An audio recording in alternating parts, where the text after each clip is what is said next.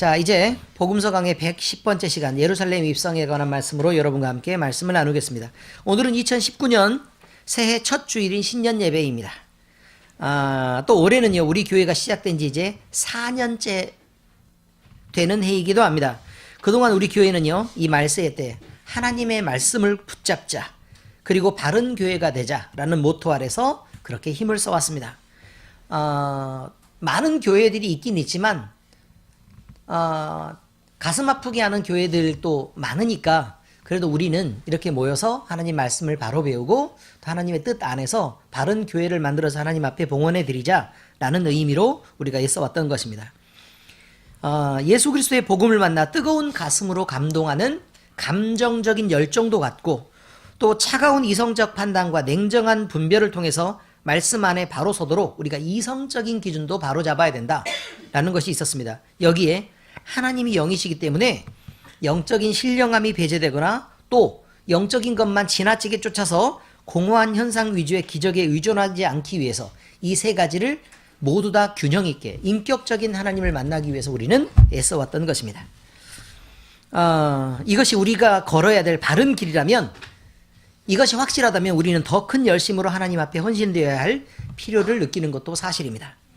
그래서 2019년 한 해는 복음을 전하고 교회가 여러 면에서 성장해야 된다는 목표를 정하고 이제 달려갈 것입니다. 엘림교회에 속한 모든 성도들은 이제 교회의 목표에 따라 각자의 위치에서 헌신을 다짐하고 복음의 전파를 위해 또 복음의 성숙을 위해 모두 함께 노력해 주시기를 예수 그리스도의 이름으로 부탁드립니다.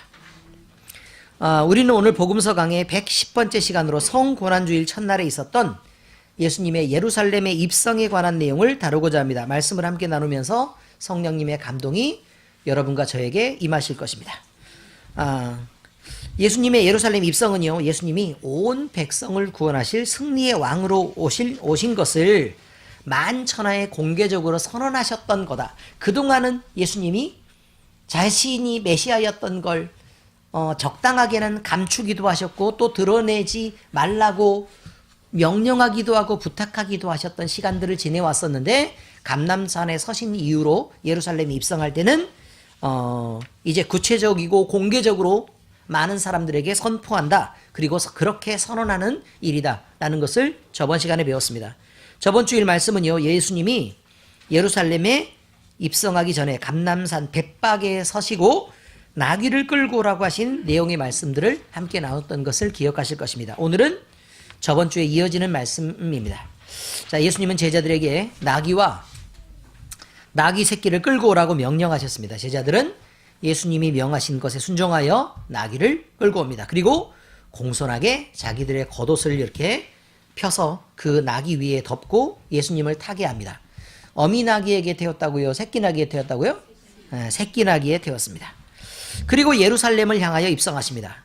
그때 무리의 대다수는 제자들처럼 그들의 겉옷을 길에 펴거나 나뭇가지를 베어 길에 펴고 예수님이 예루살렘에 들어오시는 길을 영접하여 맞아들였습니다. 여러분, 어미 나귀가 있고 새끼 나귀가 있는데요, 어미 나귀가 타기 좋을까요? 새끼 나귀가 타기 좋을까요?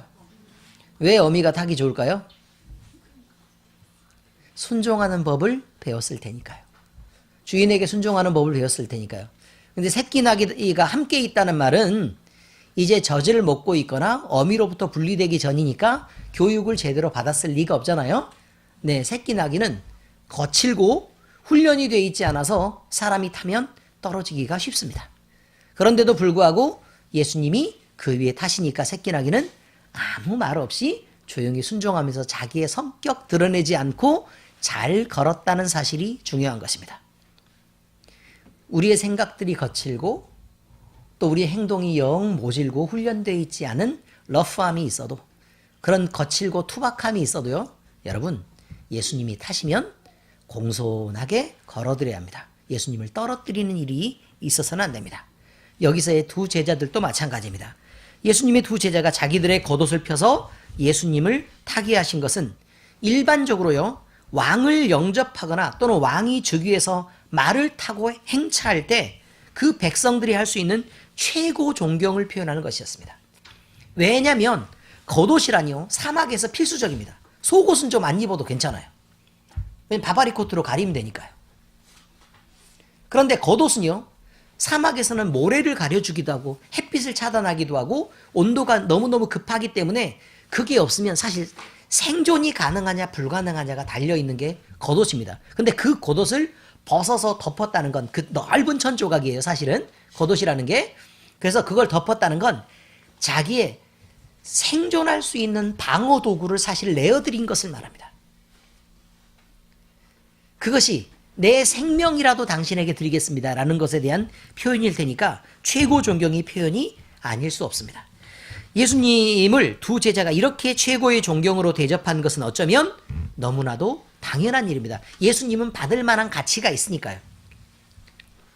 그런데 여기서의 문제는 예수님이 가졌던 예루살렘의 입성에 대한 생각과 제자들이 자기들의 겉옷을 펴서 나귀 새끼에게 그걸 덮고 그걸 깔아서 예수님을 태웠던 것에 대한 생각이 너무 달랐다는 것입니다. 오히려 정반대 방향의 생각을 하고 있었던 것이 사실입니다.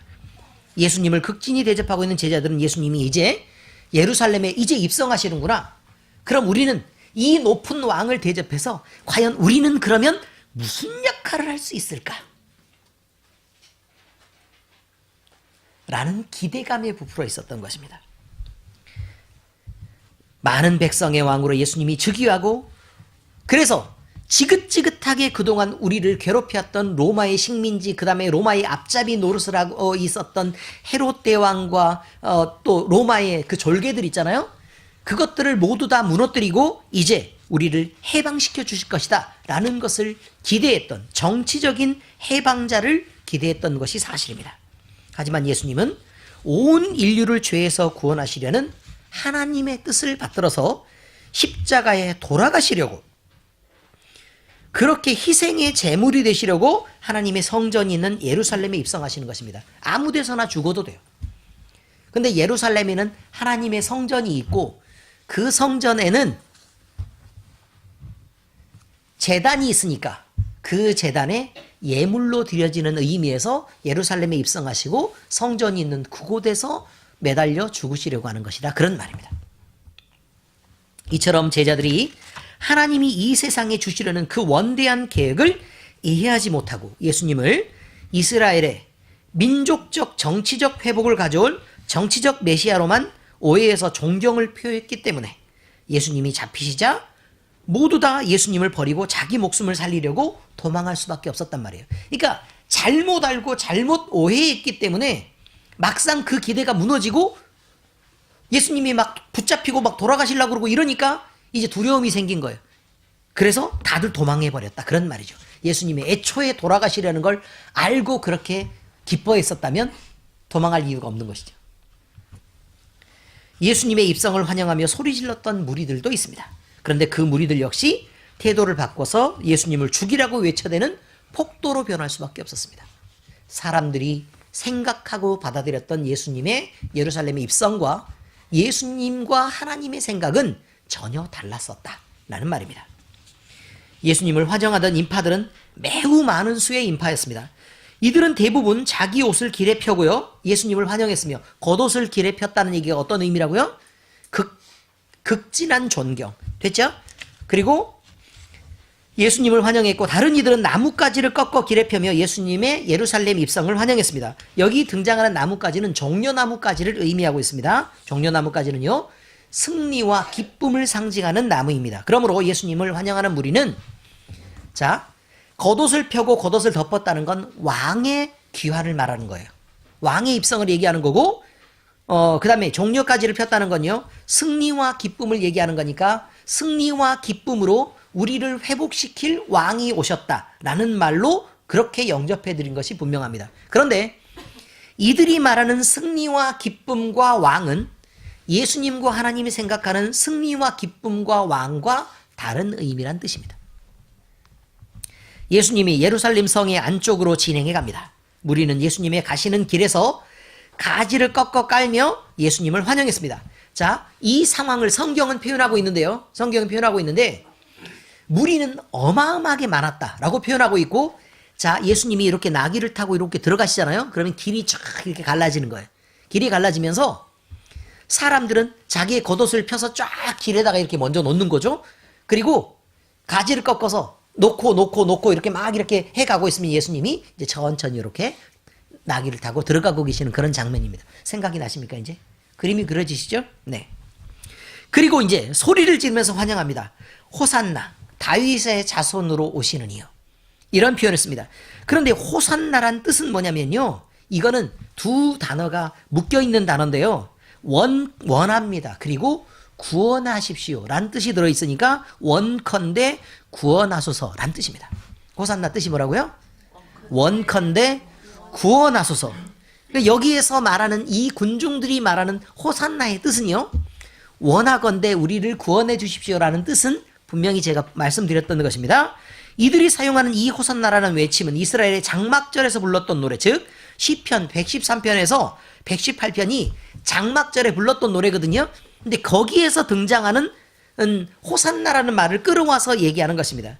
이들이 이런 외침으로 부르면서 즐거워했던 이유는 자기들의 구원과 해방을 하나님이 이미 허락하신 줄로 믿고 미리 기뻐하고 환영했던 것입니다. 뭐하고 똑같은 거냐면 이거하고 똑같아요. 축구할 때 대한민국 온 천지가 난리가 났었단 말입니다. 또한 다윗의 자손이여라는 말은 다윗은 왕위를 가지고 오는 통일 왕국의 왕을 상징하는 말이죠. 그리고 다윗의 자손은 다른 의미로는 구원자, 메시아라는 뜻입니다.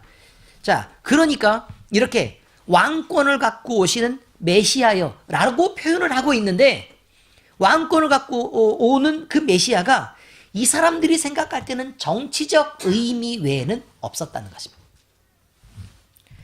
그리고 온 성이 소동합니다. 원어 성경은요, 온 성이 소동한다라는 이 짧은 단어에 매우 심각한 단어, 그러니까 훨씬 비중 있는 단어를 사용하고 있습니다. 실제로 소동하다라는 말은요, 그냥 사람들이 웅성웅성대고 막 이렇게 시끄러웠다라는 정도가 아니고요, 지진이 일어나는 것처럼 온 땅이 크게 흔들렸다라는 말이죠. 지진이 일어날 만큼 온 땅이 크게 흔들렸다는 말을 표현하고 있어요. 그러니까 사람들이 그저 소리를 지르는 정도가 아니고요, 뛰고 달리고, 그러니까 이들에게 마치 느낌은 어떤 정도로 생각하면 되는 거냐면 우리나라에 광복이 임했다. 사람들이 다 난리가 나서 뛰어나와서 막 이렇게 다들 뛰고 난리가 났었다라는 정도의 표현이 바로 이겁니다. 온 성이 소동하였다. 자, 예루살렘 성안은 6월절 기간이었습니다. 마침 온 유대뿐만 아니라 메소포타미아 지역, 그 다음에 소아시아 지역, 그 다음에 지중해 연안, 그 다음에 유럽까지 흩어져 있었던 모든 유대인들이요, 6월절의 행사를 지키려고 예루살렘 성 안에 모였는데 그때 당시에 인구 추정을 해보면 270만 명 정도랍니다. 270만 명. 자, 이렇게 가까이 있었고 예수님의 입성으로 인해서, 예루살렘 입성으로 인해서 실제로 그곳에 모여 있었던 온 유대인들은 크게 소동하며 마치 해방을 만난 것 같은 크게 들떠 있는 소리 지르고 난리가 나는 움직임으로 예수님을 환영했었다. 그런 의미입니다. 이제 당시의 상황이 충분히 이해가 되십니까? 아직 예수님을 잘 모르는 사람들은 그 소동을 들으면서 옆 사람에게 질문합니다. 이는 누구뇨? 그 질문에 대해서 예수님을 경험했던 사람들은 대답합니다.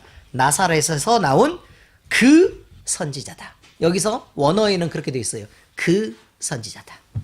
이것은 신앙적 고백이 아니라 정보의 교환에 불과한 것이었습니다. 자기들이 경험하고 선지자인데 그 선지자가 지금 왔다라고 얘기하는데 여기서 그라고 정확하게 쓴 그 이유는요, 성경에 예언되어 있는 그를 의미하고 있는 거니까 예언된 메시아가 이제 오셨다라는 표현이죠. 여러분, 성경을 제대로 이해하고 있었다면 성경이 말하는 그 메시아는 어떤 권세를 갖고 무엇을 위해서 와야 될지 그들이 생각하고 느꼈을 것입니다.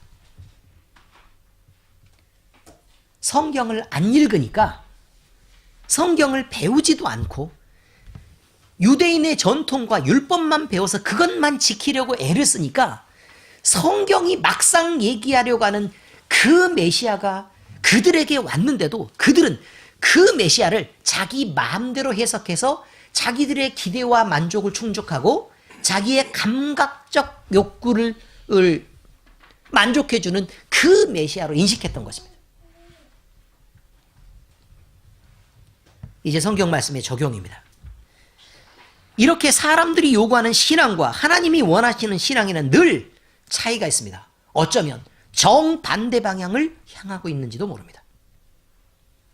예수님이 예루살렘에 입성하실 때 사람들은 환호하면서 소리 질렀습니다. 호산나, 다윗의 자손으로 오시는 이여. 그러나 다시 말하지만 이들의 환호는 예수님의 의지와 하나님의 계획과는 다른 것이었고, 그것은 하나님의 계획으로부터 오히려 정반대쪽으로 벗어난 것이었습니다.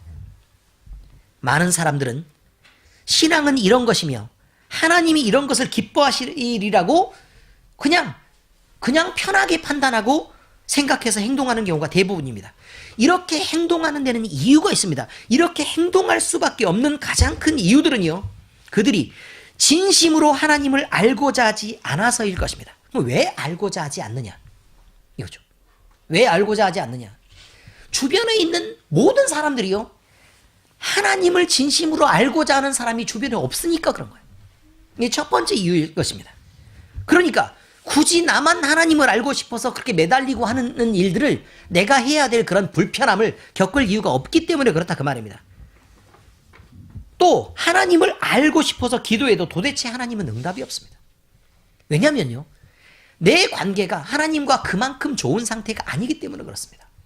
우리가 기도하면 늘 하나님이 대답을 하셔야 되는데 그 대답을 생전 하나님은 해주시지 않는 거예요. 왜요? 내가 세상적으로 살고 내가 나를 기준으로 신앙을 재고 판단하고 만들고 있던 그런 신앙들이 있었다면, 그러면 하나님은 하나님 자신을 가르치고 싶은데 전혀 다른 방향에서 자기가 정해놓고 그쪽 방향만 바라보고 계속 걷고 있는 그 신앙의 열심을, 잘못된 신앙의 열심을 가진 사람에게 하나님은 무슨 얘기를 할 수 있겠습니까? 그리고 그 방향에서 하나님을 찾으면 하나님이 대답할 수 있겠습니까? 아니면 굳이 대답해야 될 이유가 뭐냔 말입니다. 또 있습니다.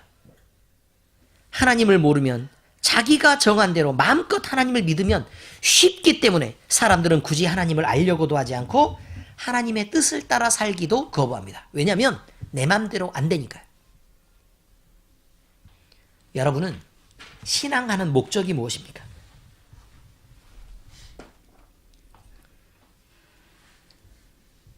여러분은 잘 돌아보셔야 돼요. 신앙하는 목적이 무엇입니까? 사람의 유익을 구하기 위해, 내가 좀 영적으로 깨끗하고 편안하고 또 내가 구원받고 내가 만족을 누리고 내가 어렵지 않게 살자 라는 의미에서 여러분이 신앙을 하고 있다면 그것은 하나님과 정반대 방향의 신앙을 하고 있는 것입니다. 처음 부르실 때는 하나님이 여기 있으면 너희들이 평안하고 많은 것들을 누릴 수 있는 혜택이 있다라고 하나님이 부르시는 게 맞습니다. 그리고 물론 하나님 안에 있으면 반드시 그것들이 이루어지는 것도 100% 맞습니다. 그러나 그것은 목적이 아닙니다. 신앙의 목적은 하나님을 향한 순수한 경배입니다. 하나님을 경배할 때 우리에게 쏟아지는 혜택이 평안과 즐거움과 풍요라는 것이지, 평안과 즐거움과 풍요를 얻기 위해 하나님을 섬기는 것은 여러분이 정반대 방향의 신앙을 하고 있다는 뜻입니다. 겉모습은 똑같습니다. 그러나 그것은 정반대 방향의 것입니다. 이제 우리는 이것을 알아야 합니다. 사람이 좋은 대로 믿는 하나님은 실제 하나님이 아닙니다. 자기가 만든 금송아지입니다. 아무 일도 없이 평탄하게 살아갈 때는 이런 거짓 신앙은 전혀 드러나지 않겠지만, 인생에 스스로 극복 불가능한 큰 위기를 만나고 사람의 목숨이 다해서 결국 죽음의 때를 만나는 그런 때가 되면 자기가 자기 마음대로 만들어진 곳에서 하나님은 대답을 해주지 않습니다. 그런 거짓 신앙은 하나님을 찾아낼 수가 없습니다. 왜요? 내가 만든 하나님은 만들어진 우상이기 때문에요. 원래 계신 하나님을 찾아서 섬겨야지, 만든 우상을 갖고 살아서 대답하시오라고 아무리 얘기해봐야 어떻게 그걸 대답하겠습니까? 여러분, 하나님도 우상입니다. 출애굽할 때 이스라엘 백성들이 만들었던 금송아지가 그것입니다. 하나님의 형상을 만들자 해서 만든 것입니다.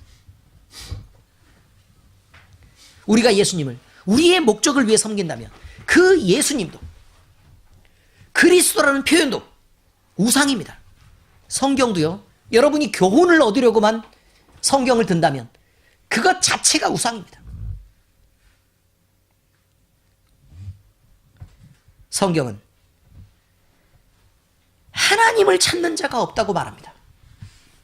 시편 14편 2, 3절에 여호와께서 하늘에서 인생을 굽어 살피사, 하나님이 살펴보고 계시는데 지각이 있어 하나님을 찾는 자가 있는가 보려 하신즉 다 치우쳐 함께 더러운 자가 되고 선을 행하는 자가 없으니 하나도 없도다. 이렇게 하나님을 찾는 자가 없다고 말합니다. 하나님은 만나지 않으려고 숨어 계시는 것이 아닙니다. 만나고 싶어서요. 우리 가까이서 계속 말씀하고 계시는 것입니다. 하나님은 자기를 찾는 자들을 기다리고 만나 주실 것을 이미 준비하고 너무 오랫동안 기다려왔습니다. 그런데 우리는 우리가 원하는 대로만 하나님을 찾고 잘못된 방향에서 하나님을 추적하고 있습니다. 만날 수 없습니다. 잠언 8장 17절에 보니까 나를 사랑하는 자들이 나의 사랑을 입으며 나를 간절히 찾는 자가 나를 만날 것이니라 라고 표현하는데, 자, 간절히 찾는 자는요, 여러분 간절히 찾는다고 한번 생각해 보십시오. 여러분이 만약 여러분의 어린 아이를 데리고 놀이공원에 갔다고 생각해 보시기라, 한번 그렇게 생각해 보기로 하자 그 말입니다. 근데요, 그 아이를 잃어버렸습니다. 그럼 간절히 찾지 않겠습니까? 어떻게 찾으십니까? 아이는 이 방향에 있을 거야 라고 확신하고 그 방향을 뚫습니까? 아니면요, 어떻게 찾죠? 사방을 뒤져야 되죠. 할 수 있는 모든 것들을 통해서 모든 방향을 다 뒤지고요, 창피함을 무릅쓰고라도 소리를 지르. 많은 사람들에게 이런 일, 누가 과연 이 어린아이를, 이렇게 생긴 애를 본 적이 있습니까? 우리 애가 그건데 혹시 이런 애가 지나간 거 본 적 있나요? 라고 많은 사람에게 수소문할 것입니다. 그렇지 않습니까? 아이를 잃어버린 부모는 체면도 없고 피곤한 것도 모르는 것입니다. 그저 아이를 찾는 것밖에 보이지 않는 것입니다. 이것을 간절히 찾는다라고 표현하는 것입니다. 여러분, 여러분이 신앙의 형태를 정해놓고 하나님을 만나는 순간 사람의 이성은 하나님을 담을 수 없는 크기라고 분명히 말씀드렸습니다. 하나님은 여러분의 합리적 사고 안에 들어오지 않습니다. 하나님은 하나님인 것을 드러낼 때 여러분이 그것을 배워가는 것입니다. 그러므로 실존하는 하나님을 알고 현재 계시고 살아있는 하나님을 알고 또 그를 만나 능력 있는 신앙생활을 소망하는 이들은 그를 찾아야 합니다. 어떻게 해요? 간절히 잃어버린 어린아이를 찾아 헤매는 것처럼 찾아야 합니다. 하나님을 아는 지식이 없으면 그를 만날 수도 없고 그를 예배할 수도 없기 때문입니다. 즉 하나님을 모르는 자는 하나님과 무관한 것입니다. 호세아서 4장 6절, 내 백성이 지식이 없으므로 망하는도다. 지식이 없으므로 망하는도다는 하나님이 하나님을 성경에서 가르치는데 그것을 배우려고 하지도 않고 감각적으로 그냥 하나님은 이런 분이겠지라고 쉽게 생각해서 믿는 것을 의미합니다. 네가 지식을 버렸으니 나도 너를 버려 내 제사장이 되지 못하게 할 것이요 내가 하나님의 율법을 잊었으니 나도 내 자녀들을 잊어버리리라. 이게 무슨 말이죠? 간단하게 말하면 이렇습니다. 하나님의 말씀대로 하나님을 찾는 것을 네가 포기했으니까 너는 예배하는 자리에 못 오게 하겠다. 그것입니다. 내 제사장이 되지 못하게 할 것이다 라는 말은 너에게 예배를 빼앗아 버리겠다. 하나님을 알되 예배하지 않는 자는 하나님과 무관한 자 아닙니까? 자기뿐만 아니라 네가 하나님의 율법을 잊었으니 나도 네 자녀를 잊어버리리라. 그럼 율법은요, 하나님의 법은, 하나님의 말씀은 성경대로 표현하자면 나에게만 적용되는 게 아니라, 왜냐하면 그건 지식으로도 표현하고 율법으로도 표현하는 게 하나님의 말씀이니까요, 나에게만 적용되는 게 아니라 그 율법은 어떻게 된다고요? 하나님의 말씀은 내 자녀에게 성실하게 전달돼야 된다 그 말이에요. 네가 하나님의 율법을 잊어버렸으니까 그럼 너만 망하는 게 아니라 누구까지 망하게 된다요? 자식까지 망하게 할 것이다 이 말이죠. 이렇게 사람들이 요구하는 신앙과 하나님이 가라고 하는 신앙에는 분명히 차이가 있는 것을 인정하셔야 합니다. 그래야 바른 길을 찾아 돌아올 수 있습니다. 둘째입니다. 신앙의 본은 모방해서 행동만 하는 것이 아니라 내용의 중심을 지키는 것이어야 됩니다. 껍데기만 구분하는 게 아니라 알맹이 자체가 구분되어야 신앙이다 이렇게 말할 수 있다 이런 말입니다. 여러분, 하나님이요 언제 추수할 때 껍데기를 찾는다는 말을 한 적이 있습니까? 하나님 추수할 때 뭘 찾는다고요? 알맹이를 찾는다라고 말하죠. 예수님 당시에 예루살렘에 살던 실제 인구는요 110만 명 정도였습니다. 이건 최대로 잡은 것입니다. 그런데 근데 그 좁은 지역에 110만 명이 산다는 말은 아주 우글우글 살았다 그런 말입니다. 로마의 티투스 장군이 예루살렘을 도륙하고 살육했을 때요. 예루살렘에 남아있는 인구가, 그러니까 예수님이 망할 것이다라고 예언하시고 나서 나중에 로마의 티투스 장군이 와가지고 예루살렘을 도륙해버렸다 그랬죠? 그런데 그때 남아있는 인구가 몇 명 정도 됐냐면 15,000명 정도 였답니다. 몇 명 살고 있었다고요? 110만 명. 110만 명? 그럼 도륙하고 나서 살아있는 인구는 몇 명이었다고요? 15,000명 정도 살아있었답니다. 몇 명 죽었게요? 110만 명이요. 정확하게 말하면 108만 5천 명. 어마어마하지 않습니까? 그만큼 도륙을 해버렸다는 뜻입니다. 6월절이 됐습니다. 이들은 6월절을 지키려고 모여들었던 사람들이 얼마 정도 되냐면 270만 명 정도 모였었다고 얘기했으니까 170만 명이 모여들었습니다. 우글우글한데 사람이 발 디딜 틈이 없었다. 그런 말입니다. 또 그곳 예루살렘 성에는 많은 바리새인과 열심 있는 유대인들이 많이 살고 있었던 것입니다. 그런데 그 많은 수의 사람들이 믿고 따르는 유대교의 신앙은 모두 그들이 아브라함의 자손이라는 자부심으로부터 시작된 것이었고 모세의 율법과 전통적인 규례대로 행한다고 충분히 알려져 있었던 것입니다. 그런데도 불구하고 그중 어떤 한 사람도 예수님의 가르침과 죽음을 수용하지 못했습니다. 단 한 사람도요. 예수님이 늘 데리고 다녔던 제자들까지도 예수님이 죽으러 예루살렘에 들어가시는 것을 누구도 알지 못했고 그것을 용납할 수 없었다. 그런 말입니다. 예수님의 말씀과 행동이 바리새인들과 유대교 지도자들과는 부딪히는 내용이 있었기 때문에 그렇습니다. 율법을 지키려거든 그 내용을 알고 행하라고 교훈했기 때문에 유대인들은 불편했던 것입니다. 사람들은 이처럼 겉으로 나타내는 행동만 중요합니다. 어떤 마음을 품든 그저 나한테 희롭게 행동하지 않고 내 눈에 거슬리도록 앞에서 눈에만 안 띄면 괜찮다 라고 그냥 그저 생각을 하는 것입니다.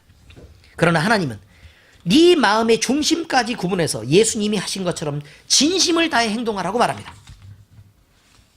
에베소서 5장 1, 2절에 보니까 그러므로 사랑을 받는 자녀같이 너희는 하나님을 본받는 자가 되고 그리스도께서 너희를 사랑하신 것 같이 너희도 사랑 가운데에서 행하라. 그는 우리를 위하여 자신을 버리사 향기로운 제물과 희생제물로 하나님께 드리셨느니라. 무슨 말이냐면 하나님을 본받는 자가 되라 라는 말은 자기 아들을 아낌없이 사랑으로 너희에게 내어준 것처럼 너희도 너희 자신을 다른 사람에게 내어주고 사랑해야 한다 라고 표현하고 있습니다.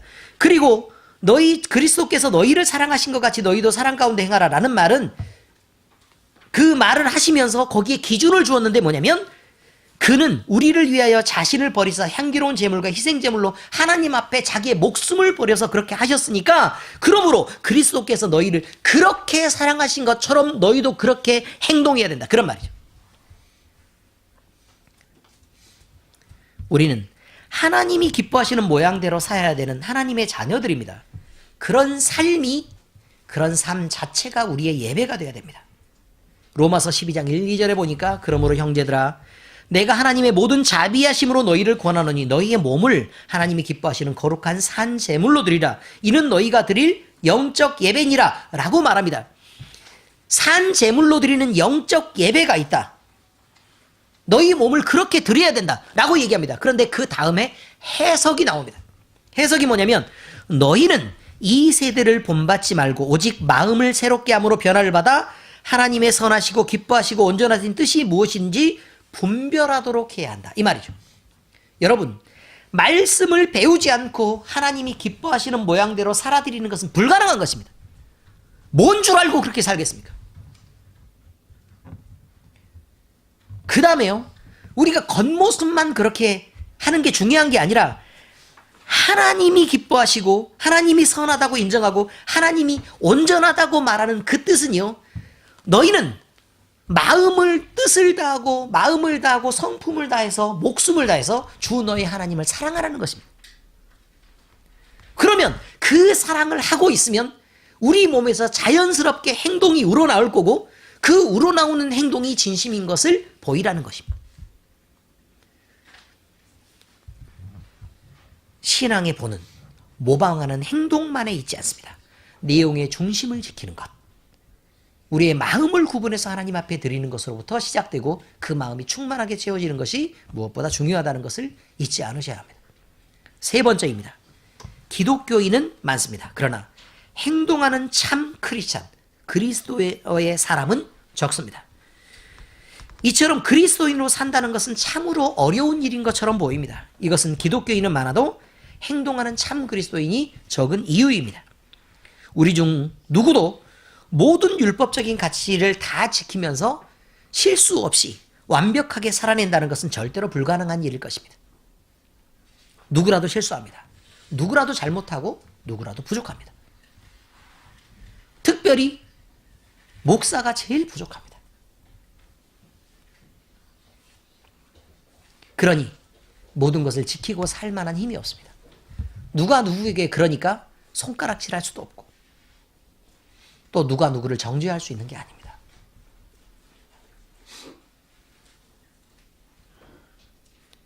예수님을 사랑하는 자들, 이들은 사랑을 받은 자들이기 때문에 그것에 감격하면 사실 눈물도 좀 흔해지고 좀 찌질하죠?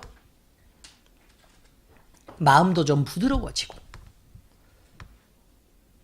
감정도 좀 민감해지고 그러면서 조금 더 따뜻해지고 화도 좀 잘 안 나고 이렇게 된다는 것입니다. 하나님은 우리의 마음을 중심을 보시고 우리를 판단하는 것입니다. 그런데 마음의 중심을 본다는 얘기가, 여러분, 마음의 중심을 본다는 얘기가 많은 사람들이 상담하면서 그렇게 얘기합니다. 목사님, 저는 왜 이렇게 마음의 구분이 잘 안 될까요? 착각하시는 것입니다. 그것마저도 여러분들이 잘못 알고 있는 것입니다. 여러분에게 여러분의 진심을 다하라고 하나님은 말하지 않습니다. 하나님이 보시는 마음의 중심은 뭐냐면, 알아맞혀 보세요. 하나님이 보실 때 마음의 중심이 뭐죠? 그 사람이 진심을 다하는가? 맞습니까? 성실함을 다하는가? 솔직하고 거짓이 없는가? 하나님은 이런 것을 보시는 것입니다. OX. X입니다. 그것을 보시는 게 아니란 말입니다. 내 마음의 절제가 얼마만큼 많은가? 이런 것 아무 상관없습니다. 제가 성경의 구약 성경은 무엇을 표현하고 있다고 말씀드렸던가요? 오실 예수 그리스도. 신약 성경은요? 오신 예수 그리스도. 그죠? 그럼 성경은요? 예수 그리스도.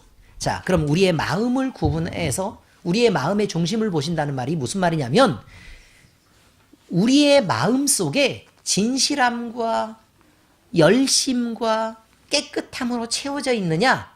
땡! 이런 거 안 보시고 우리의 마음의 중심이 뚫려 있으면 그곳에 예수 그리스도가 크게 자리했느냐를 본다는 말입니다.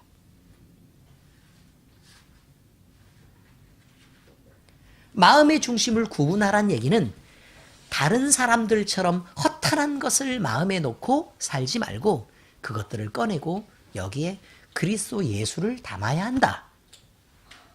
이것입니다. 듣기 좋죠. 너의 진심을 다해서 거짓없이 하나님을 사랑해야 한다. 물론 맞습니다. 그런데요, 예수 그리스도가 이 안에 담겨 있으면 당연히 거짓없이 하나님을 사랑하지 않겠습니까? 너의 마음이 죄로부터 구분해서 깨끗해져야 된다. 여러분이 그렇게 하실 이유가 없습니다. 이 마음에 예수 그리스도가 가득하면 당연히 예수님은 죄 없이 깨끗합니다. 너의 마음에 순결함과 순수함을 가지고 하나님을 만나야 된다. 여러분이 하면 분명히 문제가 있지만 이 안을 비우고 예수 그리스도로 채우면 당연히 이루어질 일입니다. 열심을 다해서 충성하고 봉사하십시오. 여러분, 예수님만큼 자기 목숨을 다해서 우리가 충성하고 봉사할 사람이 누가 있습니까?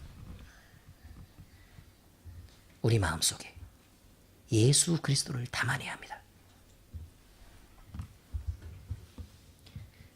많은 사람이 선호하는 편의 길에는 예수님의 흔적이 없습니다. 그리스도의 생명은 세상 죄로부터 멀리 구분되어 떨어져 있기 때문에 그렇습니다. 하나님의 마음을 만족시키는 그 좁은 길, 예수님이 걸었던 길, 예수님을 채우는 길로 우리는 가야 합니다. 많은 사람들은 세상의 욕심을 채우고 세상의 목적을 채우고 그래서 내가 높아지고 내가 잘되고 내가 평안하고 이러는 것들을 추구하기 위해 나를 담아서 끊임없이 예수 그리스도를 이용해 먹습니다. 그런데요, 그곳에는 진실한 사랑이 없고 늘 목마름밖에 없는 것입니다. 예수님을 채우는 사람은 거의 없습니다. 그러므로 그 길은 많은 사람이 걷지 않는 길이고 좁고 협착한 길입니다. 그러나 그 흔적을 따르는 일이 그리스도 예수님을 기쁘게 하는 삶이다. 하나님을 만족시키는 길이라면 우리는 그렇게 살아야 합니다. 마태복음 7장 13절에서 14절 좁은 문으로 들어가라. 멸망으로 인도하는 문은 크고 그 길이 넓어 그리로 들어가는 자가 많고 생명으로 인도하는 문은 좁고 길이 협착하여 찾는 자가 적음이라. 누가복음 6장 46절 너희는 나를 불러 주여 주여 하면서도 어찌하여 내가 말하는 것을 행하지 아니하느냐. 너는 왜 주님이라고 말하면서도 나를 주라고 삼지 않느냐 그 말이에요. 저는 오늘 새해 첫 주를 맞아 우리 엘림교회에 속한 모든 성도가 하나님의 마음을 기쁘시게 하는 예수 그리스도를 닮고 사는 하나님의 마음을 따라 사는 자들이 되기로 결단할 수 있기를 예수 그리스도의 이름으로 축원합니다. 우리 모두는 그렇게 될 수 있을 것입니다. 아멘. 거기에 우리의 희망이 있습니다. 하나님의 돌보신 은혜가 우리 무리와 함께 하시기를 빕니다. 기도하겠습니다. 하나님 아버지, 오늘 새해 첫 주를 맞아 우리 엘림교회에 속한 모든 성도가 하나님의 마음을 따라 하나님을 기쁘시게 하는 자들이 되기로 결단할 기회를 주셔서 감사드립니다. 우리는 세상에 눈먼 죄인이라 하나님을 하나님으로 분별할 능력도 없고 바른 것이 무엇인지도 모르고 하나님의 뜻이 어디 있는지 가늠할 실력도 없음을 고백합니다. 실력이 겨우 이런데 우리가 어떻게 하나님을 찾아 모범된 신앙생활을 할 수 있겠습니까? 하나님, 우리를 불쌍히 여기시고 우리를 도우시고 우리의 삶 속에 잠깐 동안이나마 하나님께 선한 각오를 하는 우리 마음의 중심을 두는 순간이 있다면 그 마음을 붙잡아서 길게 하시고 우리를 그리스도를 닮은 모습으로 살아가게 도와주시옵소서. 신앙 안에서 우리의 품은 뜻이 주의 뜻과 같게 마음을 붙잡아 주시고 우리가 하나님이 기뻐하시는 대로 예수 그리스도를 채우고 예수 그리스도를 따르는 좁은 길을 즐거움으로 걷게 하시며 마음에 예수 그리스도가 중심이 되고 우리는 그 말씀에 순종함으로 행동하는 크리스찬이 되어 주님께 영광이 되는 삶을 살아내게 하시옵소서. 하나님의 약속하신 성령 충만을 구합니다. 주님이 약속하신 것이기 때문에 우리가 구할 때 주님이 채워주시옵소서. 우리에게 성령 충만한 은혜를 주시옵소서. 우리를 사랑하시고 구원하신 우리 주님 예수 그리스도의 이름으로 기도합니다. 아멘.